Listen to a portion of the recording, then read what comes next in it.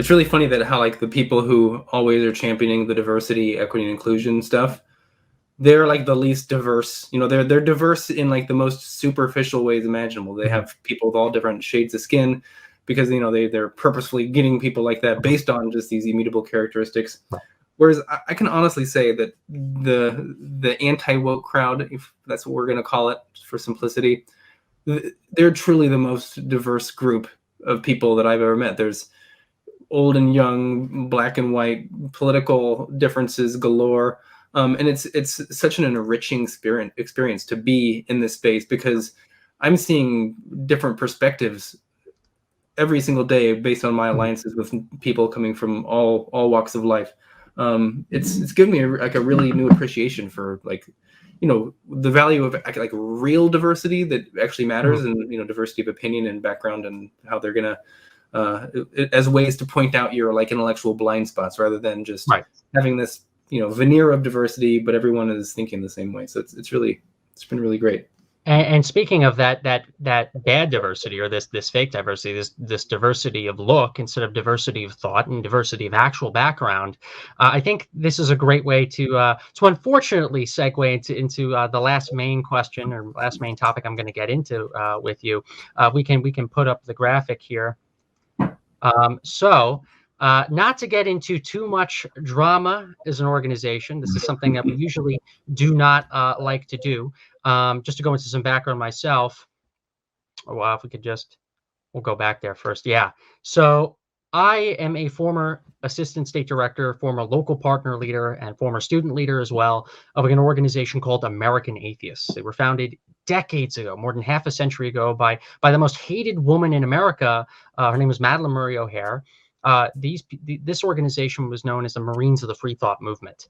Over a decade ago, they were putting up religiously provocative signs in order to advance atheist normalcy in this country, to kind of pull the Overton window in our favor as atheists. And I was a proud supporter of American Atheists. I've done a lot of work for that organization, and I even to this day keep an old American Atheist membership card from the days when the movement was healthy, because I am very proud of my start in this movement through these legacy organizations. You have a little quote back here from Madeleine Murray O'Hair that says, "An atheist believes that a hospital should be built instead of a church. An atheist believes that deed must be done instead of prayer. An atheist strives for involvement in life and not escape into death. He wants disease conquered, poverty vanished, war eliminated." And I agree with this quote wholeheartedly. It's why, even though American Atheists is unfortunately a different organization than it is today, I, as the founder and president of this organization, Atheist for Liberty, do take this quote and the former activism of our good predecessors into effect every single day. Unfortunately, with my old job and that old organization, American Atheists, it has definitely changed in comparison to the Marines that it once was. You have American Atheists. They had their 2022 national convention a few weeks ago in Atlanta. And they had a speaker there. Her name is Mandisa Thomas. I've known Mandisa for many years, actually, when I was a local atheist leader. I have no quarrel personally with Mandisa. Mandisa Thomas is the founder of an organization called Black Nonbelievers. I actually kind of agreed with the early mission of that org too, which is to say that in the Black community, especially in the United States, there's a lot of religiosity. And if you were Black and you were an atheist, in certain communities in this country, it was hard for you to come out as an atheist because you'd face a lot of stigma, from family members and friends. And so I actually originally supported that organization, and a lot of us in the movement did. But as Black Nonbelievers grew, the talking points started to evolve into, not only do we want to make it okay for you to be Black and for you to be an atheist in the Black community, but we're going to make claims that there's a systemic racism that is occurring within the atheist movement. And not only that, you all need to be shamed for it. And so I hate to say this, but Mandisa was platformed based on the slides that we know and based on everything that we know currently so far. Mandisa was basically platformed at this convention to say to the atheist movement, you're still racist, you're still systemically bad. You have American Atheists tweeting out, Mandy0904 calls out the racism of the All Lives Matter crowd. I didn't know that was an atheist issue, Colin. Yes, all lives matter, but all lives don't matter unless Black lives matter, she explains. Here's 9 more ways nonbelievers can uphold WS. I'll just say that acronym. And I saw this, and a lot of other people who used to really support this organization with money, with time, people of all backgrounds, races, genders, orientations, backgrounds, you name it, geographic locations. A lot of atheists, and I would argue people that represent the majority of atheists in this country, got rightfully upset at this. This is not the American atheists that I used to support, and I hate to say this. You know, if Nick Fish wants to give me a call any day to say that he wants to work with AFL on issues we can agree on, I'd absolutely say yes. But I doubt I'm going to get that call, because the claim I make now, and the claim that many of us make, is that these legacy organizations that have existed for a very long time are not doing the classic atheist activism that united us together, that made these organizations exist in the first place. And instead, they want to promote intersectionality. They want to promote gender ideology. They want to promote racial division. They don't care about the diversity of thought that really made the atheist community enriching. They care about gender quotas and racial quotas, and calling out a movement that has been so supportive of everybody coming in for many years. So I saw this, I commented on it. A lot of AFL staff and supporters commented on it. A lot of us did. But then there was a follow-up tweet that I ended up seeing as well. We can showcase that now. Colin, you ended up getting involved in this too.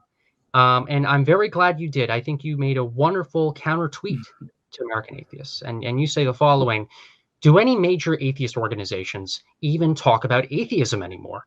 Because their primary obsession appears to be with mainstream left-wing identity politics, with atheist issues riding sidecar or left out entirely. The only atheist org keeping it real is Atheist Liberty. I'm very, very glad that you made that tweet. It's actually thanks to you, by the way, that we ended up gaining around 300 followers on Twitter during that weekend. And so funny glad. thing, Black non-believers, right? If Black non-believers has been so successful in calling out a real racism or a real problem in the atheist community, you would think that there'd be a lot more support. They've been on Twitter for over 10 years now, or nearly 10 years now at this point. They joined Twitter in 2012. They're only at 6,700. I'm 23, about to be 24 years old. I don't have any support from these legacy organizations and much of the infrastructure that they have, but it's because of the demand to see actual atheist activism, actual non-woke atheism, where we've gone to over 5,000 followers, and we've only been on Twitter since 2020. Really shows you where the demand is. And you, representing, I would argue, the majority of atheists left and right, calling this stuff out, you got us 300 followers over a weekend. And that really shows you where the demand is. It shows you the anger that many of us have against, what these organizations have become. And I want to thank you for backing us up and for standing for your principles from one classic atheist to another.